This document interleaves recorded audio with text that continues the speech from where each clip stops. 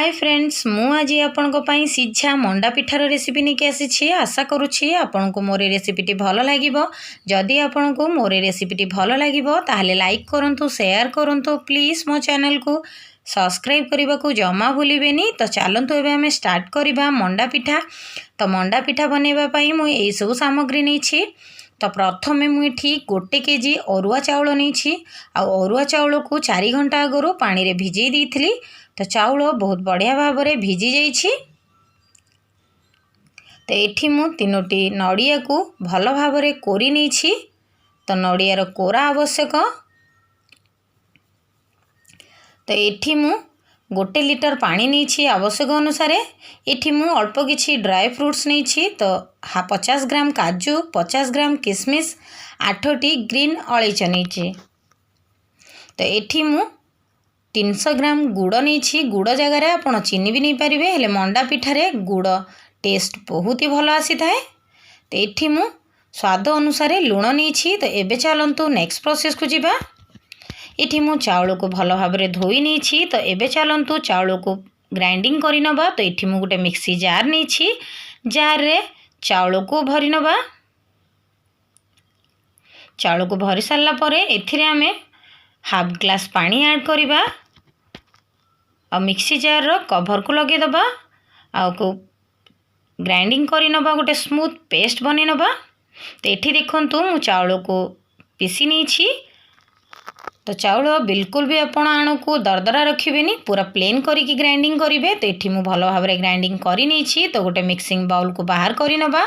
तो सही प्रोसेस रे बाकी थिबा चाउल को भी आमे ग्राइंडिंग करि नबा। तो एठी देखंतु मु सब चाउल को ग्राइंडिंग करि नहीं। तो आमर एठी देखंतु बैटर टी बहुत ही गाढ़ा अछि। तो एबे चलंतु पानी नेइथिले 1 लीटर। तो से जार रे आमे 1 लीटर पानी को दे दबा। भल भाव जार को धोईकी से पानी को ही आण रे ऐड करिबा। मु एठी 1 केजी चाउल रे 1 लीटर पानी नहीं मने रखंतु। तो भल भाव में मिक्स करि नबा। तो एबे चलंतु एथिरे ऐड करिबा स्वाद अनुसार लुण।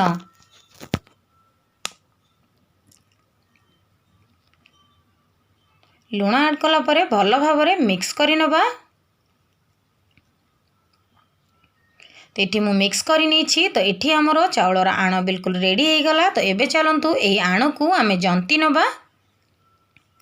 तो जंतीबाई मुझे बहुत बड़ डिश नहीं। डिश को गैस रे बसई दबा और गैस को ऑन करवा। तो एबे चलंतु पीसिकी रखिथिबा आण को डिश रे दबा।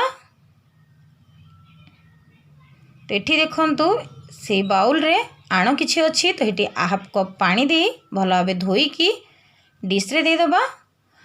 आ गैस रो फ्लेम को ये हाई रे रखिबा और कंटिन्यूअसली गोटे खड़िका साहाय्य रे मिक्स करिबा। जे भली आमर चाउलर आण गुड़िक कड़ईर तले लगी न जाए कंटिन्यूअसली एमती जंती नबा। 6 ରୁ 7 मिनिट लगी थाए जंतीबा पई। एठी देखंतु आमर जंतुणी बिल्कुल रेडी हो गलानी। देखंतु भल भाव सीझी भी आसिलानी। तो आपण केमिति जानिबे आपणकर जंतुणी बिल्कुल परफेक्ट होईची बोली। तो कड़ईरु जंतुणी गुड़िक छाड़ीबा को लागिबो। देखंतु एही भली भाव रे। तो एठी आमर जंतुणी बिल्कुल रेडी हो जाइछि। तो एबे चलंतु गैस को ऑफ करि दबा। आ ये जंतुणी को गोटे कवर करि दबा घोड़ी दबा। आ जदि भी आमर जंतुणी कंचा थाए से गुड़िक 10 मिनिट पई छाड़ी दबा। से गुड़िक सीझी जीवो। तो या पई आमे पूरा प्रस्तुत करिबा। चलंतु तो एठी मु गैस ऑन करी कड़ई बसई देछि। तो कड़ई रे 300 ग्राम गुड़ ऐड करिबा। आ एथिरे आमे 2 चम्मच पानी ऐड करिबा। पानी दबा द्वारा गुड़ बहुत जल्दी मेल्ट करि थाए। ताको हाई फ्लेम रे गुड़ को गोटे तार आसिला पर्यंत भल भाव फुटई नबा। आपण गुड़ जगार एठी चीनी भी नहीं पारिबे हेले गुड़ दबा द्वारा मंडा पिठार टेस्ट बहुत भल आसी थाए। आ देखिबा को भी बहुत सुंदर लगी थाए। एठी देखंतु मु एबे आपन को चेक करिक देखौछि गुड़ रे गोटे तार आसी जाउछि। देखंतु भल भाव में। तो एबे चलंतु ये हमर रेडी हो जाइछि। तो एबे चलंतु एथरे ऐड करिबा कोरिके रखिथिबा नड़िया। नड़िया को देला परे भल भाव में मिक्स करि नबा।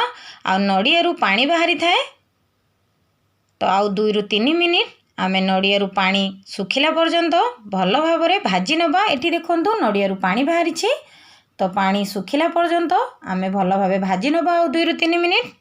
तो एठी देखंतु नड़िया पानी सब सुखी जाइछि आउ एठी हम पूरा रेडी हो गलानी। तो एबे चलंतु एथरे ऐड करिबा काजू आउ किशमिश। ऐड कला परे आउ 1 मिनिट भल भाव भाजी नबा।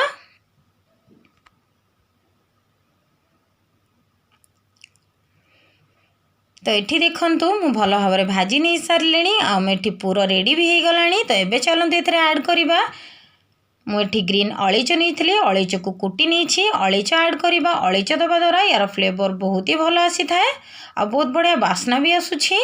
तो एठी हमर नड़ियार पूरा संपूर्ण रेडी हो गला देखंतु। तो एबे चलंतु एठी हमें गैस को ऑफ कर दबा। आ पूरा हमर रेडी हो गला ताको हमें ओल्हे नबा। तो एठी देखंतु जंतुणी को मु 10 मिनिट हम घोड़े की रखी थी। तो एठी हमर जंतुणी बिल्कुल सीझी जाइछि आ बहुत बढ़िया भाव में सीझी देखंतु। तो एबे चलंतु सही जंतुणी रो मु अधा बाहर करि नेबी गोटे थाली को आ बाहर करी आपन को एथिरु मंडा प्रस्तुत करिक देखैबी। देखंतु मु एठी अल्प बाहर करि नेछि। तो एथिरे मंडा प्रस्तुत करिबा आ बाकी थिबा जंतुणी को आमे कभर करके रखीदबा जे भले हमर जंतुणी गुड़िक ठंडा न हो जाए सुखीबनी। तो कभर करके या साइड रे रखिबा। तो एबे चलतो नेक्स्ट प्रोसेस जीवा।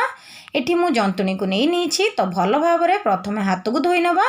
तो एठी मु हाथ धोई नीछि। तो एबे चलंतु गोटे बाउल रे पानी नबा। हाथ रे पानी लगेई भल भाव में एही जंतुणी को 3 ରୁ 4 मिनिट भल भाव में चकटी नबा जे भली जंतुणी रे मेंडा मेंडा न रहिबो। आपण एही प्रोसेस निश्चय करंतु। आपण जेते को चकटिबे आपणकर मंडा पिठा सेते स्मूथ हबो। आपण निश्चय प्रोसेस को करिवे।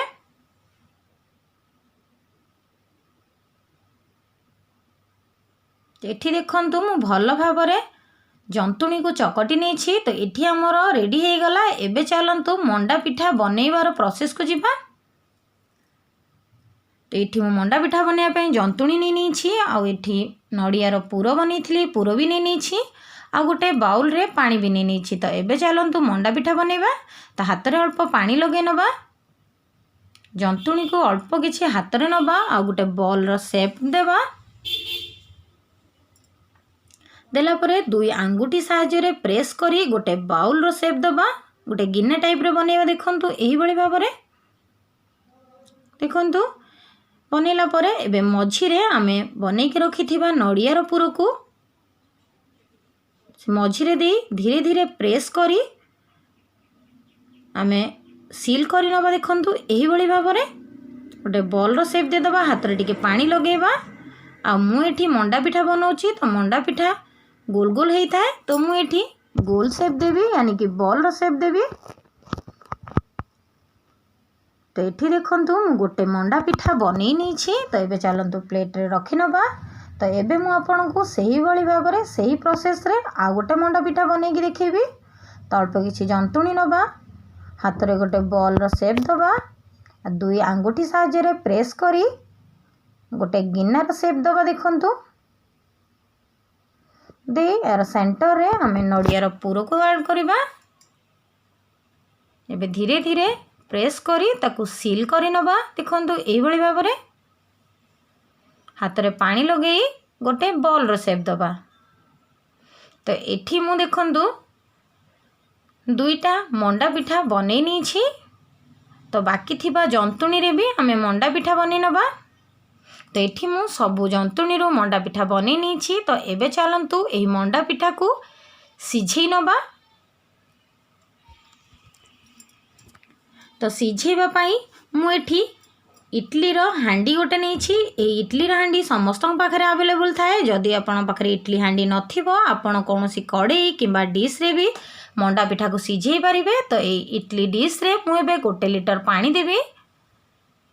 1 लीटर पानी देला परे मु एठी इडली रो ऊपर पार्ट रे 2टा इडली ट्रे को बाहर कर देछि आ लास्ट रो छोटो ट्रे को मझी रे रखिबी आ मझी रे रखी प्रस्तुत करिथिबा मंडा पिठा को से इडली ट्रे ऊपर दबा आ सबू मंडा पिठा मु एठी दे देछि।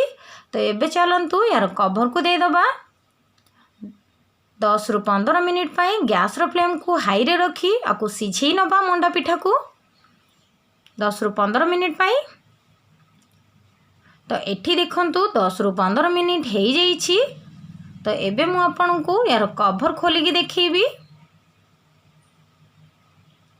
तो एठी देखंतु बहुत बढ़िया भाव रे हमर मंडा पिठा सिझी जाईछि। तो एबे बहुत ही गरम अछि मंडा पिठा। केबे भी मने रखंतु गरम थिला बेले मंडा पिठा को बाहर करिवेनी नहले मंडा पिठा गुडी को भांगी जिवो। 10 रु 15 मिनिट पई छाडी दबा।